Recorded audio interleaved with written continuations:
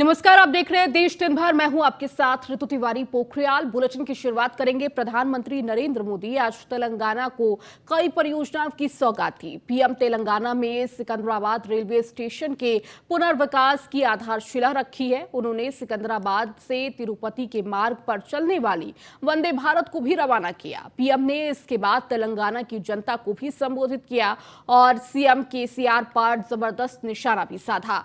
इस दौरान पीएम मोदी ने कहा कि उन्होंने भ्रष्टाचार की जड़ पर प्रहार किया है। पीएम मोदी ने कहा कि हमने देश भर में डिजिटल पेमेंट की व्यवस्था बढ़ाई है, लेकिन ऐसा पहले क्यों नहीं हुआ? इसलिए नहीं हुआ क्योंकि परिवारवादी ताकतें व्यवस्था पर, सिस्टम पर अपना कंट्रोल छोड़ना नहीं चाहती थी।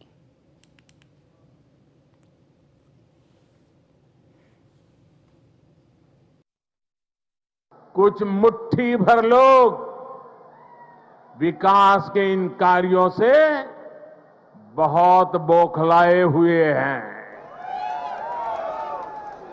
ऐसे लोग जो परिवारवाद, भाई भतीजावाद और भ्रष्टाचार को पोषित करते रहे, उन्हें ईमानदारी से काम करने वालों से परेशानी हो रही है। ऐसे लोगों को देश के हित से, समाज के भले से कोई लेना देना नहीं है। ये लोग सिर्फ और सिर्फ अपने कुनबे को फलता फूलता देखना पसंद करते हैं। हर प्रोजेक्ट में, हर इन्वेस्टमेंट में ये लोग अपने परिवार का स्वार्थ देखते हैं। आपको मैं एक उदाहरण देता हूं। आज केंद्र सरकार ने डायरेक्ट बेनिफिट ट्रांसफर डीबीटी व्यवस्था विकसित की है। आज किसानों को, विद्यार्थियों को, छोटे व्यापारियों को, छोटे कारोबारियों को आर्थिक मदद का पैसा सीधे उनके बैंक खाते में भेजा जाता है। हमने देश भर में डिजिटल पेमेंट की व्यवस्था बढ़ाई है। आखिर ये पहले क्यों नहीं हो पाता था? ये इसलिए नहीं हुआ क्योंकि परिवारवादी ताकतें व्यवस्था पर, सिस्टम पर अपना कंट्रोल छोड़ना नहीं चाहते थे। सियासी गलियों में एनसीपी प्रमुख शरद पवार के बदले रुख की चर्चा है। वीर सावरकर और प्रधानमंत्री नरेंद्र मोदी की डिग्री को लेकर विपक्ष ने खूब हो हल्ला मचाया, लेकिन पवार ने दोनों ही मामलों को ज्यादा तूल नहीं दिया। उल्टा दोनों मामलों में बीजेपी के साथ खड़े दिखाई दिए। अब अडानी मामले में भी पवार ने कांग्रेस सहित तमाम विरोधी दलों से अलग रुख अख्तियार कर लिया है। इससे राजनीतिक महकमे में पवार पर फिर चर्चा में आ गए हैं। इस मामले में पवार ने हिंडनबर्ग रिपोर्ट से बनाए गए नैरेटिव की आलोचना की है। शरद पवार ने आगे कहा कि ऐसा लगता है कि इस मामले में एक इंडस्ट्रियल ग्रुप को टारगेट किया गया है। और अधिक जानकारी के साथ मुंबई से संवाददाता फरियल सैयद हमारे साथ जुड़ चुकी है। फरियल, जिस तरह से शरद पवार का ये बयान सामने आया, देखिए सियासी हलचल तेज हो गई है और कहीं ना कहीं विपक्ष की जो भूमिका है, लगातार अडानी का मुद्दा उठाते हुए कांग्रेस नजर आई है, लेकिन इन सबसे अलग शरद पवार आ गए हैं। जी, अगर आप देखोगे तो पूरे जो विधान भवन में जो है वो लगातार विरोधी जो दल के सांसद है और विधायक है, उन्होंने लगातार इस मुद्दे को उठाया था और वो हर रोज जो है इसके ऊपर आंदोलन कर रहे थे। और अब इतना सारा हंगामा होने के बाद जब एनसीपी प्रमुख शरद पवार जो एक पूरा के पूरा एक अलग रुख रखते हैं, अपने पूरा के पूरा एक अलग बयान देते हैं जो शायद विरोधियों की भावनाओं को ठेस पहुंचाए। कल एक चैनल को दिए गए इंटरव्यू में उन्हें साफ तौर पर ये कहा गया था कि जिस तरीके से हिंडनबर्ग जो है वो नाम ही मैंने पहली बार सुना है। ऐसे सर्वे जो एक आता है तो शायद ये सर्वे जो है वो एक नैरेटिव सेट करने के लिए किया गया हो। या एक पर्टिकुलर ग्रुप या पर्टिकुलर इंसान को नेगेटिव दिखाने के लिए किया गया होगा, तो इसको ज्यादा ही तुल जो है विपक्षियों को नहीं देना चाहिए था जितना उन लोगों ने दिया था। लेकिन जैसे ही ये वीडियो वायरल हुआ और जितने ही विपक्षी पार्टियों में थोड़ी नाराजगी दिखी, वैसे ही आज सुबह में एनसीपी जी। प्रमुख शरद पवार ने दिल्ली में प्रेस कॉन्फ्रेंस लिया और उसके ऊपर सफाई दी और ये कहा कि भले ही मैंने ये कहा कि मैं उस रिपोर्ट को नहीं मानता हूँ, अडानी के ऊपर जो भी कुछ हुआ है, मैं इसलिए ये कहना चाहता हूँ क्योंकि अगर हम इसके ऊपर कार्रवाई करेंगे तो इसके ऊपर कहीं ना कहीं केंद्र सरकार का ही लुकआउट होगा। तो शायद अगर जो रिपोर्ट पॉजिटिव आने वाली होगी वो नेगेटिव में बदल जाए या नेगेटिव आने वाली होगी वो रिपोर्ट पॉजिटिव में बदल जाए, क्योंकि हम देख रहे हैं कि किस तरीके से केंद्र सरकार का हर इसमें दखल दे दिया जा रहा है। तो हो सकता है ये रिपोर्ट भी जो है वो उनके हिसाब से बनाई जाएगी। तो मेरा रुख यही था कि ऐसा ना हो, इसलिए मैं चाहता हूँ कि इसके पूरे मामले में जो वो कार्रवाई ना हो और जांच ना हो, और यही मैं चाहता था कि जेसीपी की जांच रुकने की वजह जी। से मैं सिर्फ यही चाहता हूँ कि जो केंद्र सरकार है उसके दबाव जेसीपी जांच में रहेगा, इसीलिए मैंने ये बयान दिया था और ना ही मैंने अडानी का जो है वो समर्थन किया है और ना ही बीजेपी के विचारों का समर्थन किया है। ठीक है, बहुत शुक्रिया फरियाल इस जानकारी को देने के लिए। अडानी मामले में एनसीपी प्रमुख शरद पवार के बयान पर अब चरण सिंह ने अपनी प्रतिक्रिया दी है। अपने इस रिएक्शन में एक और जहां उन्होंने शरद पवार के बयान को संवाद का जरिया बताया है, तो वहीं दूसरी तरफ उन्होंने पीएम मोदी पर भी हमला बोल दिया है। अपने इस रिएक्शन के दौरान उन्होंने सीधे सीधे पीएम मोदी को तानाशाह तक कह डाला।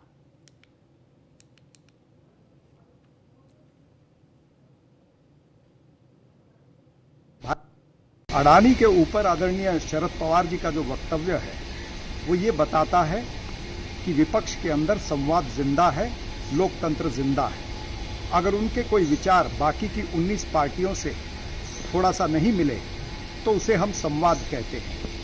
हम प्रधानमंत्री नरेंद्र मोदी जी के जैसे तानाशाह नहीं हैं। शरद पवार जी ने कहीं भी ये नहीं कहा कि वो भारतीय जनता पार्टी की विचारधारा का समर्थन करते हैं। कहीं भी उन्होंने ये नहीं कहा कि बीजेपी की नीतियों का वो समर्थन करते हैं या जो विभाजनकारी राजनीति है उसका वो समर्थन करते हैं। कहीं भी ये नहीं कहा कि जो लोकतंत्र के ऊपर हमला हो रहा है उसका हम साथ देंगे।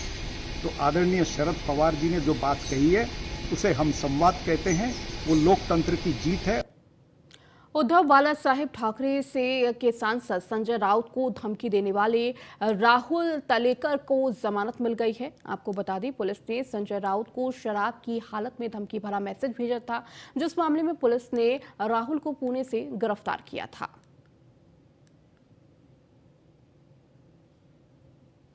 तो नशे की हालत में संजय राउत को धमकी देने वाले को जमानत मिल गई है।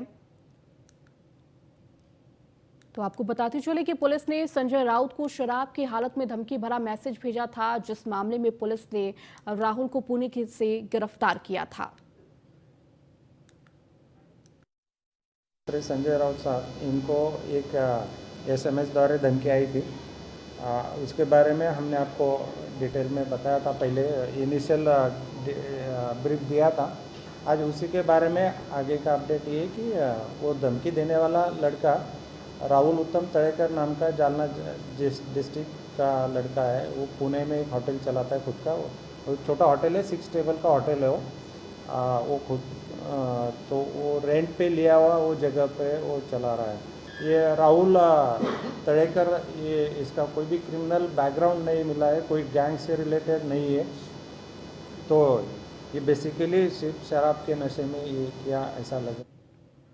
महाराष्ट्र में कोरोना अब कहर बनकर टूटने लगा है। 24 घंटे में आंकड़ा 1000 के पार जाता दिखाई दे रहा है। हर रोज 500 से 1000 के बीच नए केस सामने आ रहे हैं। राज्य में 926 नए केस सामने आए हैं, तो 3 मरीजों की मौत भी हो गई है। इस वक्त राज्य में कोरोना के एक्टिव केस 4487 हैं।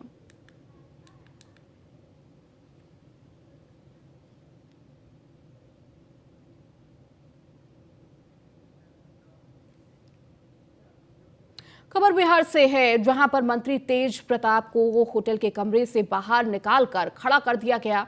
होटल संचालक की करतूत की सूचना तेज प्रताप ने अधिकारियों को दी, जिसके बाद मौके पर पुलिस पहुंची, जिसके बाद तेज प्रताप ने होटल प्रबंधन के खिलाफ लिखित में शिकायत दी है। वहीं अब इस पूरे मामले पर पुलिस जांच कर रही है। तो किस तरह से मंत्री तेज प्रताप को होटल के कमरे से बाहर निकाल दिया गया, तो पुलिस ने इस पूरे मामले को देखते हुए शिकायत दर्ज की है।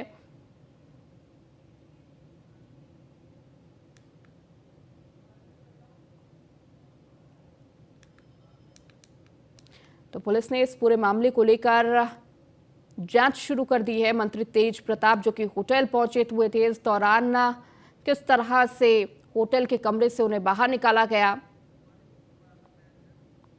पटना से हमारे वरिष्ठ संवाददाता मनोज कुमार हमारे साथ जुड़ गए हैं। मनोज, जिस तरह से मंत्री तेज प्रताप का ये होटल का पूरा मामला सामने आया, क्या समझ में आ रहा है, किस तरह से क्या चीजें हुई इस दौरान?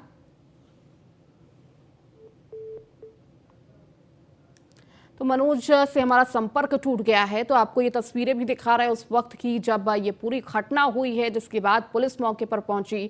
तो मंत्री तेज प्रताप को होटल से बाहर निकाला गया, ये जहां पर मंत्री तेज प्रताप रुके हुए थे, और इस दौरान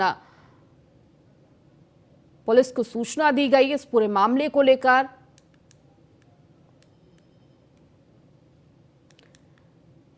तो वहीं तेज प्रताप ने होटल प्रबंधन के खिलाफ लिखित में शिकायत दी है। तो और अधिक बातचीत करने के लिए ब्यूरो चीफ मनोज कुमार हमारे साथ पटना से जुड़ चुके हैं। मनोज जी, जिस तरह से ये पूरा मामला सामने आ रहा है कि मंत्री तेज प्रताप को होटल से बाहर निकाल दिया गया, क्या कुछ जानकारी मिल पा रही है इस पूरे मामले को लेकर? जी बिल्कुल, जिस प्रकार देखा जाए कि देखिए ना, बिना सूचना के तेज प्रताप को कमरे से सामान निकालकर होटल के रिसेप्शन पर रख दिया जाता है। जबकि देखिए इस मामले में होटल पर जो संचालक की करतूत की सूचना जब तेज प्रताप को मिलती है तो अधिकारियों को उन्होंने दी, और उसके बाद निजी जो दौरे पर आए थे तेज प्रताप होटल में, और वहां पे निकाले जाने के बाद अधिकारियों में हड़कंप सा मच गया। और देर रात करीब 1 बजे की ये घटना है, और उसी समय तेज प्रताप द्वारा उन्होंने होटल के प्रबंधक को सूचना भी दिया, और उसके बाद वहां पर मौके पर जो पुलिस की टीम पहुंची, तेज प्रताप का जो सहायता के लिए जो पुलिस शिकायत होटल प्रबंधक के खिलाफ दी गई, उसके बाद ये सब जो प्रबंधक में जो कार्रवाई की अभी करने की मांग की गई है, और अब तक पूरी मामले को स्पष्ट नहीं किया गया है कि ये अभी तक उस पर क्या किया जाएगा क्या नहीं। इसलिए कि देखिए मामला जो था तेज प्रताप से रिलेटेड था, तो छोटे मोटे कोई कस्टमर थे नहीं, ये बिहार सरकार के जाने माने मंत्री हैं, तो बिल्कुल ये सब चीजों को लेकर थोड़ा बिल्कुल मनोज जी, कहीं ना कहीं मंत्री के साथ इस तरह का व्यवहार करना कहां तक सही है, और किस तरह से होटल प्रबंधक द्वारा इस तरह का व्यवहार किया गया?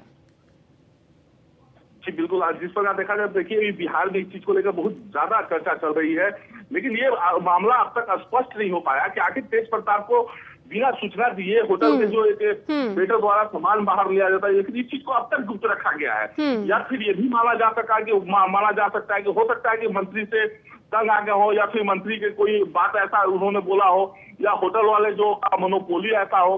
तो जब ये मंत्री के साथ ऐसा कर सकते हैं, तो जाहिर सी है कि आम कस्टमर के साथ ये होटल वाले क्या करते होंगे। बिल्कुल ठीक है मनोज जी, आप लगातार जुड़े रहिए, और भी खबरों पर आपसे अपडेट लेंगे। अब खबर बिहार की नालंदा से है, जहां पर रामनवमी हिंसा मामले में बजरंग दल के जिला संयोजक समेत 4 घरों में कुर्की की गई है। वहीं इस पूरे मामले में 5 आरोपियों ने सरेंडर भी कर दिया है। 31 मार्च को रामनवमी शोभा यात्रा के बाद भड़की हिंसा में शामिल मुख्य आरोपियों के घर सुबह से ही पुलिस कुर्की जब्ती की कार्रवाई करने भारी संख्या में पहुंच गई। बिहार शरीफ के लाहेरी और दीपनगर और बिहार थाना क्षेत्र के अलग अलग मोहल्लों में कुर्की जब्ती की ये कार्रवाई की गई है। तो रामनवमी के मौके पर शोभा यात्रा में जिस तरह से हिंसा भड़की, उसके बाद लगातार देखिए आरोपियों की गिरफ्तारी भी हो रही है, लेकिन अब कुर्की की कार्रवाई भी बिहार में देखने को मिल रही है।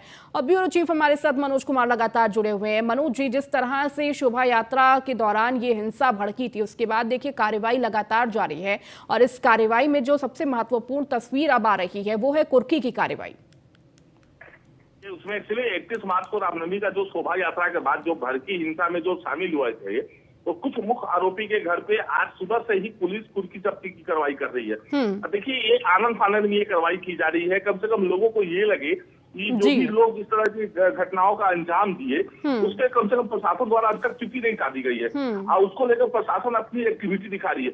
अच्छा देखिए ना, अब उसी मामले में 9 आरोपियों के घर में आज पुलिस द्वारा कुर्की जब्ती की गई। जो यदि बेल फाइल किए हों या जिनकी अरेस्टिंग हो चुकी है तो उनके लिए अभी पुलिस से राहत मिल चुकी है, इसलिए कि वो पहले से ही पुलिस के नजर में आ चुके हैं। आज जो लोग यदि जो फरार चल रहे थे, जो अभी तक पुलिस सामने नहीं आए, उनके घर कुर्की जब्ती करी। इससे देखिए 2 चीजों का पुलिस प्रशासन से वरीय पदाधिकारियों से जब बात हो रही थी तो उन्होंने ये भी बताया कि इससे क्या होगा कि आने वाले समय में किसी तरह का अहिंसा झड़प या फिर 2 गुटों के बीच में सामुदायिक बीचों के में झगड़े में कोई लोग नहीं आएंगे।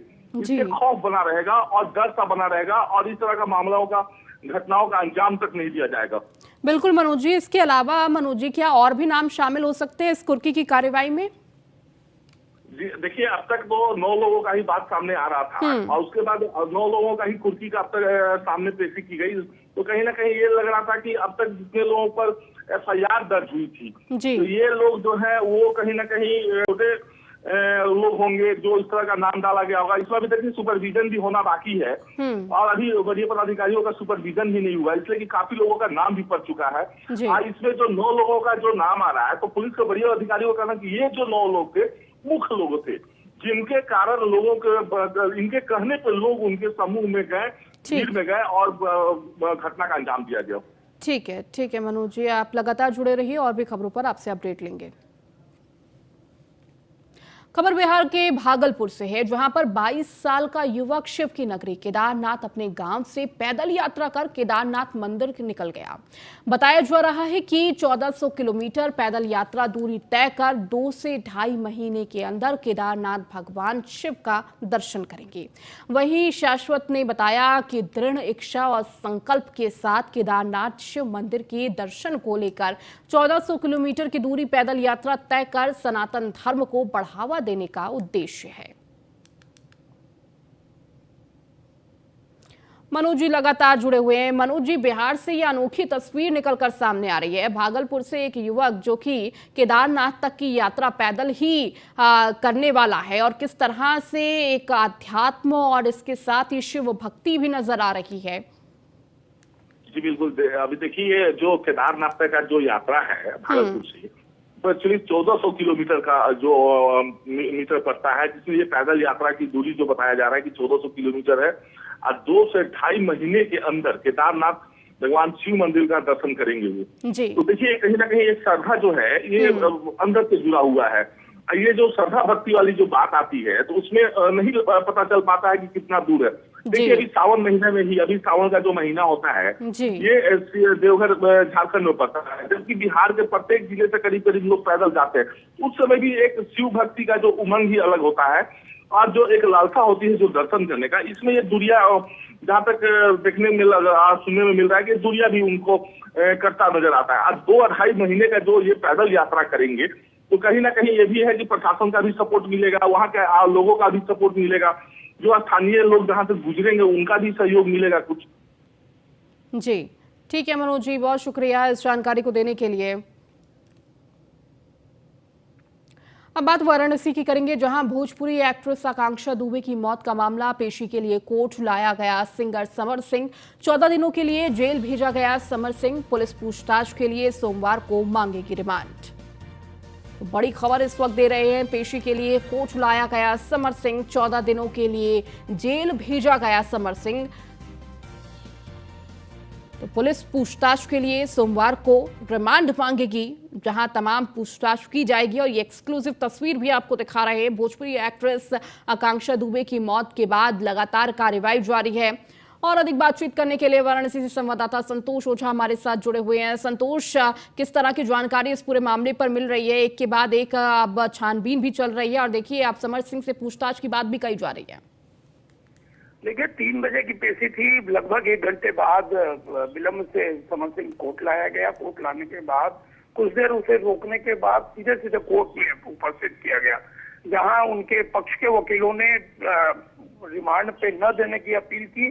वहीं पुलिस या ये कहा जाए कि सरकारी वकील इस विषय पे कुछ भी नहीं बोला। स्वाभाविक सी बातें हैं कि कोर्ट पूरे मामले को सुनने के बाद अगले 14 दिनों के लिए जेल भेज दिया, या ये कहा जाए कि हिरासत में रखने का आदेश दिया। पुलिस से जब इस विषय में बात हुई तो पुलिस का साफ साफ कहना है कि उनके पास से एक मोबाइल बरामद हुई है। जो बचे हुए समय थे ले आने में, उसमें आईओ ने पूछताछ कर ली है। मोबाइल की बातें आ रही हैं। हम लोग एक बार फिर से सोमवार को कोर्ट में वापस रिमांड के लिए एप्लीकेशन मूव कराएंगे। अब देखने की बात ये होगी कि सोमवार को पुलिस के इस रिमांड का समर सिंह के वकील किस तरह विरोध करते हैं।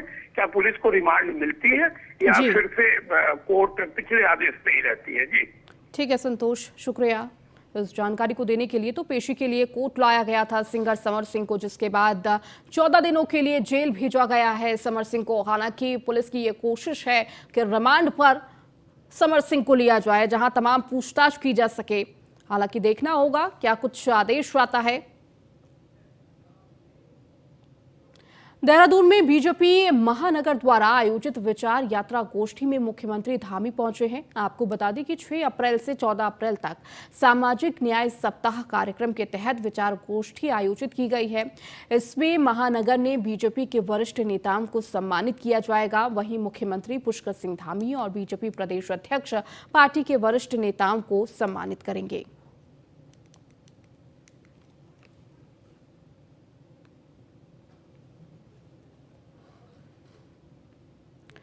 खबर ग्रेटर फरीदाबाद से है, जहां पर अमृता हॉस्पिटल में G20 के ऑफिशियल एंगेजमेंट ग्रुप C20 यानी सिविल 20 का 2 दिवसीय शिखर सम्मेलन का शुभारंभ हुआ, जिसका उद्घाटन हरियाणा के सीएम मनोहर लाल खट्टर ने किया।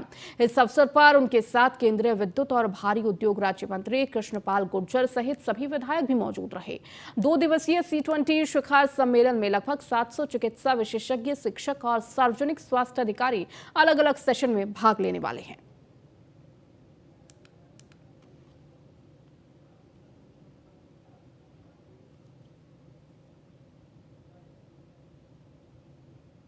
दो विषय हैं जो आज के इस कार्यक्रम के संबंध में मुझे आपको बताने हैं। पहला तो जो ये सेमिनार G20 का ही पार्ट C20 इस नाते से, और G20 के कई ग्रुप्स बनाए गए हैं, कुछ विषयों को लेकर के जगह जगह देश भर में सेमिनार कर रहे हैं। तो C20 का सेमिनार यहाँ पर माँ अमृतामयी हॉस्पिटल के इस परिसर में ये किया गया है। 2 दिन का सेमिनार, और इसमें तन और मन और उसका स्वास्थ्य और साथ में पर्यावरण, तो इन सब चीज़ों को जोड़ करके एक चिंतन सब लोग करेंगे। क्योंकि स्वास्थ्य की दृष्टि से न केवल ये किसी एक स्पेसिफिक देश का विषय है, दुनिया का विषय है कि लोगों का स्वास्थ्य कैसे ठीक रहे और किस प्रकार से स्वास्थ्य को ठीक किया जा सके, उसके ऊपर चिंतन सब किया है। बहुत से लोग आए हैं। इसी प्रकार जो दूसरा विषय है वो मेडिकल कॉलेज का आज यहाँ उद्घाटन हुआ है। जैसे हम अपनी हेल्थ सर्विसेज को बढ़ाने के लिए मेडिकल के जो परिसर है वो हमारे बढ़ रहे हैं। हर कॉलेज में हमारा मेडिकल कॉलेज खोलने का जो विषय था वो धीरे धीरे पूरा हो रहा। चलिए, इस बुलेटिन में फिलहाल इतना ही। बने रहिए न्यूज़ 1 इंडिया के साथ।